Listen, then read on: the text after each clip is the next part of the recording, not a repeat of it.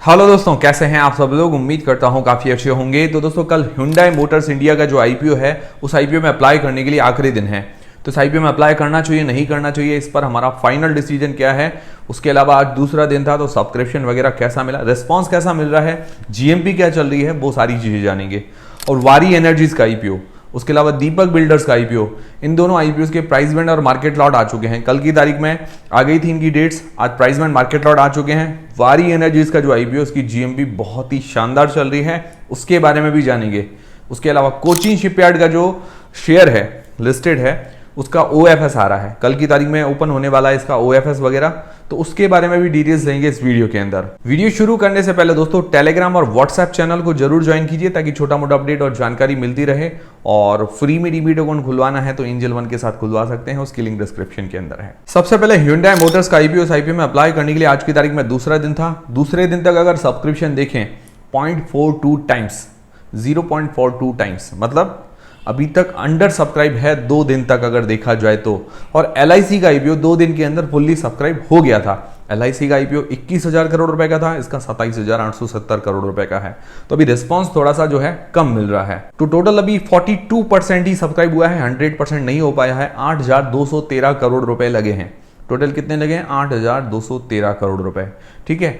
Anchor investors के द्वारा अलग लगाए गए हैं 8,315 करोड़ रुपए, एंकर्स ने लगाए हैं 8,213 करोड़ रुपए। ओवरऑल QIBs, NIIs, रिटेल्स और एम्प्लॉय पोर्शन ने लगाए हैं। और बड़ा इश्यू साइज है, सब्सक्राइब होते होते भी टाइम लगेगा, पर हालांकि देखा जाए भले बड़ा हो या छोटा हो, अगर रिस्पॉन्स मिलना है तो ऐसे ही मिल जाएगा। पर इसको रिस्पॉन्स नहीं मिला है, उसका रीजन भी बताता हूं। देखिए, एम्प्लॉय पोर्शन तो फुल्ली सब्सक्राइब हो गया है, बाकी सारे पोर्शन अंडर सब्सक्राइब है। अब देखिए, QIBs तो जनरली देखते हैं कि तीसरे दिन ही ज्यादा सब्सक्राइब करते हैं, QIB पोर्शन को तो छोड़ दीजिए। बट NII और रिटेल पोर्शन जनरली ये तो ज्यादा ही सब्सक्राइब करते हैं अगर उसकी डिमांड वगैरह अच्छी हो किसी भी आईपीओ की। तो NII पोर्शन भी अंडर सब्सक्राइब है, रिटेल पोर्शन भी अंडर सब्सक्राइब है, तो मतलब बहुत कम डिमांड आ रही है। ठीक है। QIBs तो कल आखिरी दिन मतलब सब्सक्राइब करके इसको फुल्ली सब्सक्राइब कर देंगे, मतलब इसकी नैया पार लगा देंगे। ठीक है। बट NIIs और रिटेलर्स के द्वारा तीसरे दिन कम सब्सक्रिप्शन ही देखने को मिलता है। स्पेशली रिटेलर्स तो अभी जो जिस चाल से चल रहे हैं उसी चाल से हमें कल की तारीख में देखने को मिलेगा, इससे ज्यादा तो मुझे नहीं लगता। NII पोर्शन वो भी थोड़ा बहुत ठीक हो सकता है। QIBs की तरफ से आखिरी दिन बम्पर सब्सक्रिप्शन आता है। अब देखते हैं कल QIBs कैसा सब्सक्राइब करते हैं। उम्मीद तो है कि भाई अच्छा सब्सक्रिप्शन आ सकता है QIBs से। बट देखिए, एक और चीज ये नोट कीजिए कि भाई QIBs कल की तारीख में सब्सक्राइब तो करेंगे, but anchor investors, anchor list के अंदर 225 एंकर शामिल हैं, 225 एंकर इन्वेस्टर्स। तो QIBs की तरफ से भी मुझे लगता है कल की तारीख में कम रिस्पांस देखने को मिल सकता है। पर्सनली आई फील ऐसा हो सकता है, क्योंकि QIBs में ये बड़े इन्वेस्टर्स शामिल होते हैं, एंकर्स में भी बड़ी ही हैं, तो एंकर्स में लगभग सबको मिल गया है। तो अब मुझे नहीं लगता कि इतना ज्यादा रिस्पांस आएगा। आपको क्या लगता है कमेंट करके बता दीजिएगा। फिर इसको LIC आईपीओ से भी कंपेयर कर लेते हैं। LIC का आईपीओ 21,000 करोड़ रुपए का था और टोटल वो 2.95 गुना सब्सक्राइब हुआ था, 2.95 टाइम्स टोटल सब्सक्राइब हुआ था। टोटल जो इस पर पैसे लगे थे 45,000 करोड़ रुपए के आसपास। और LIC जो है दूसरे ही दिन फुल्ली सब्सक्राइब हो गया था। तो LIC में इतनी ज्यादा चिंता वाली बात नहीं थी और लोग इतने अवेयर भी नहीं थे। बट Hyundai आईपीओ दूसरे दिन भी अंडर सब्सक्राइब है, और हो सकता है लोगों ने LIC वाला एग्जांपल लेके लोग थोड़े से अवेयर हो गए हों। और अभी माहौल भी आप देख लीजिए, ऐसा ही चल रहा है कि भाई Hyundai आईपीओ को अंदर लोग कम इंटरेस्ट ही ले रहे हैं। तो इस हिसाब से मुझे हालात थोड़े मुश्किल लग रहे हैं। फिर LIC आईपीओ की लिस्टिंग की बात करें तो देखिए, 949 रुपए के अंदर तो ये अलॉटमेंट मिला था सबको, 949 रुपए के अंदर।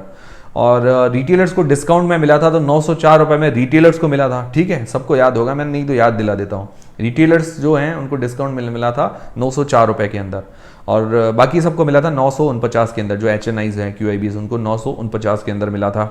अब ये ओपन जो हुआ था BSE NSE पर अलग हुआ था, 867 से लेकर 872 रुपए के बीच में ओपन हुआ था। मतलब 867 से 872 रुपीज के बीच में ये ओपन हुआ था। मतलब 9% के डिस्काउंट के साथ ये ओपन हुआ था। लोगों को खुलते ही 9% का लॉस देखने को मिला। फिर उसके बाद ये 920 उसी दिन ही हाई बनाया इसने, 920 रुपए के आसपास। फिर उसके बाद क्या है कि भाई लिस्टिंग हो गई, उसके 1-2 दिन बाद डाउन चला गया, काफी ज्यादा डाउन चला गया। तो ये सेम पैटर्न जो LIC के अंदर था, वही सेम पैटर्न Hyundai के अंदर भी हो सकता है। मतलब ये सिर्फ मैं जो एग्जाम्पल है वो डिस्कस कर रहा हूं, ऐसा हो या ना हो ये जरूरी नहीं है। बट क्या है कि इश्यू साइज बड़ा है, उस हिसाब से लग रहा है कि हो सकता है सेम ऐसा पैटर्न हमें देखने को मिले Hyundai आईपीओ के अंदर भी। जीएमपी 1 से 2% के आसपास ही चल रही है, जीएमपी 30 रुपए पर शेयर के हिसाब से चल रही है, अभी जीएमपी कम है। तो अब ये होगी सारी चीजें, सब्सक्रिप्शन वगैरह, एलआईसी का एग्जाम्पल वगैरह सारी चीजें जान ली। अब अप्लाई करना चाहिए नहीं करना चाहिए, सबसे पहले लिस्टिंग गेन्स के हिसाब से अगर आपका टारगेट शॉर्ट टर्म के लिए लिस्टिंग गेन्स के लिए है तो हम 4 पैरामीटर्स जनरली देखते हैं, मैं उसको जैज पैरामीटर्स कहता हूं, नॉलेज जैज पैरामीटर्स कह सकते हैं। तो जो पहला हमारा पैरामीटर है जीएमपी तो एक अंदाजा है, जीएमपी 1 से 2% के आसपास चल रही, मतलब कम है। मिनिमम मेरा क्राइटेरिया रहता है 20% के आसपास, उससे कम चल रही है। दूसरा इसका सब्सक्रिप्शन भी बहुत कम मिल रहा है, रिस्पॉन्स जो देखा जाए तो कम है। क्यूआईबीज के तो छोड़ दीजिए, क्यूआईबीज आखिरी दिन करेंगे, बट एनआईआईज रिटेलर से भी कम है, तो सब्सक्रिप्शन भी कम है। उसके अलावा बड़ा इश्यू साइज है तो भी सब्सक्रिप्शन को ऐसे भी छोड़ देते हैं, बट ओवरऑल कम है इसकी डिमांड। तो तीसरा वैल्यूएशंस भी बहुत महंगी है। अगर ग्लोबली इसका शेयर देखें तो उससे 5 गुना महंगी वैल्यूएशंस है, और इंडियन शेयर मार्केट के हिसाब से देखें तो प्राइस टू बुक के हिसाब से भी 3 गुना महंगा है, और पी वाइज भी देखें तो भी महंगी वैल्यूएशंस है। तो ओवरऑल वैल्यूएशंस बहुत महंगी है, तो तीसरा पैरामीटर भी फेल है। चौथा पैरामीटर है एंकर लिस्ट बहुत ही बढ़िया, ये 10 आउट ऑफ 10 इसकी कह सकते हैं। तो 4 पैरामीटर्स में से एक पैरामीटर ही सही बैठ रहा है, बाकी 3 पैरामीटर थोड़े से रिस्की नजर आ रहे हैं। तो इस हिसाब से ओवरऑल लिस्टिंग गेन्स के हिसाब से ये आईपीओ थोड़ा सा रिस्की नजर आ रहा है। मतलब आप सेफली से अप्लाई करना चाहते हैं ना, बिल्कुल सेफ तरीके से कि मिल ही जाएगा, ऐसा तो नहीं लग रहा है। बाकी ये डिसीजन आपको अपनी रिस्क, अपना एनालिसिस लगा के बनाना है। और पर्सनली आई फील, मतलब मुझे ऐसा लग रहा है, पर्सनली मैं बता रहा हूँ, मुझे जो लग रहा है, सिर्फ मन की बात बता रहा हूँ, मुझे ऐसा लग रहा है कि भाई लिस्टिंग हो जाएगी, कि लिस्टिंग होने पर 5 से 10% का प्रॉफिट मिल सकता है। प्राइवेट कंपनी है, हो सकता है नुकसान में ना जाए, और काफ़ी ग्रे मार्केट के अंदर भी काफ़ी लोगों ने मतलब इसके भाव वगैरह दे दिए हैं, तो हो सकता है 5 से 10% का प्रॉफिट देखने को मिले शुरुआती टाइम में खुलते ही, ठीक है, या खुलने के बाद थोड़ा ऊपर चला जाए, ऐसा हो सकता है, पॉसिबिलिटी जो मुझे फील हो रहा है, मैं आपके साथ डिस्कस कर रहा हूँ। तो उसके बाद मुझे लगता है कि भाई एक बार 5 से 10% का प्रॉफिट मिल गया, फिर डाउन जा सकता ही है, ऐसा पर्सनली मुझे लग रहा है। और ऐसा लग रहा है कि भाई डाउन तो एक बार जाएगा ही, क्योंकि इतनी वैल्यूएशंस डिजर्व नहीं कर रहा है। फिर लॉन्ग टर्म के हिसाब से, तो लॉन्ग टर्म के हिसाब से भी मैंने आपको बता दिया, पर्सनली मुझे जो फील हो रहा है कि भाई 5-10% खुलते ही मिलेगा, उसके बाद डाउन जा सकता है। तो देखिए डाउन जाएगा तो बाद में भी ले सकते हैं, कभी जरूरी है क्या मतलब जल्दबाजी में लेना, मतलब जो मुझे फील हो रहा है मैंने आपको बता दिया, डिसीजन आपको खुद को बनाना है। अब लॉन्ग टर्म के हिसाब से नेगेटिव्स क्या है, नेगेटिव्स में सबसे बड़ी चीज़ वैल्यूएशंस इसकी महंगी है। दूसरा बड़ा इश्यू साइज है, तो लगभग काफ़ी लोगों को अलॉटमेंट मिल सकता है। एंकर इन्वेस्टर्स में भी काफ़ी लोगों को अलॉटमेंट मिल चुका है। एनआईआईज रिटेलर्स से सब्सक्रिप्शन बहुत कम देखने को मिल रहा है। ओवरऑल जो रिस्पांस है वो कम है, जीएमपी वगैरह कम चल रही है। तो ये इसके कुछ नेगेटिव पॉइंट्स है। पॉजिटिव क्या है, पॉजिटिव में ब्रांड बहुत अच्छा है, इसकी कार्स वगैरह काफ़ी अच्छी है, तो काफ़ी चीज़ें इसकी पॉजिटिव्स हैं। फाइनेंशियली स्ट्रांग है। तो अगर आपका टारगेट लॉन्ग टर्म में है, भाई 3 साल 5 साल हमारे तो पड़ा है, बाद में नीचे चला जाए भी तो भी कोई टेंशन नहीं है, तो अलग चीज़ है। हाँ, अगर आपको लगता है कि भाई एक बार खुल गया बाद में नीचे आएगा तब देखेंगे, तो वो बात अलग है। मैं पर्सनली अप्लाई नहीं कर रहा हूँ। हाँ, नीचे आ जाएगा लिस्टिंग के बाद तब देखेंगे, तब विचार करेंगे, अभी तो मेरा विचार नहीं है। अब लोग कहते हैं कि 15,000 में जाता क्या है, तो 15,000 कहीं और इन्वेस्ट कर देते ना, जरूरी है क्या इसमें रिस्क लेना? और भी बहुत अच्छे अच्छे शेयर्स पड़े हैं, उनमें रिस्क लेना चाहिए। और मैं पर्सनली वारी आईपीओ का इंतजार कर रहा हूँ, वारी आईपीओ काफी अच्छा है, उसके अंदर रिस्क लिया जा सकता है। आप लोग क्या करेंगे, Hyundai आईपीओ में अप्लाई करेंगे या नहीं करेंगे, मुझे कमेंट करके बता दीजिएगा। फिर दोस्तों वारी एनर्जीज का आईपीओ, इसका प्राइस बैंड मार्केट लॉट आ चुका है और खुलते ही ग्रे मार्केट का प्रीमियम बहुत ही बम्पर चल रहा है। तो 21 से लेकर 23 अक्टूबर के बीच में ये आईपीओ ओपन रहेगा। फेस वैल्यू है 10 रुपए पर शेयर। प्राइस बैंड रखा गया है 1427 रुपए से लेकर 1503 रुपए के बीच में। 9 शेयर्स का ये लॉट है। इश्यू साइज है 4,321 करोड़ रुपए का टोटल, जिसके अंदर फ्रेश इश्यू है, मतलब नई शेयर जारी करेगी 3600 करोड़ रुपए के, 3,600 करोड़ रुपए के। और ओएफएस है 721 करोड़ रुपए का, जिसके अंदर प्रमोटर्स अपनी लगभग 7.5% जैसी हिस्सेदारी सेल कर सकते हैं। अभी प्रमोटर्स की जो हिस्सेदारी है 71.80%, 71.80%, बाद में हो जाएगी 64.30%, मतलब 64% के आसपास हो जाएगी बाद में प्रमोटर्स की हिस्सेदारी। ठीक है, हिस्सेदारी। और कल मैं रिव्यू वाला वीडियो के अंदर सारी चीजें डिस्कस भी कर लूंगा। रिटेल पोर्शन रखा गया है 35% का। लिस्टिंग डेट है 28 अक्टूबर को।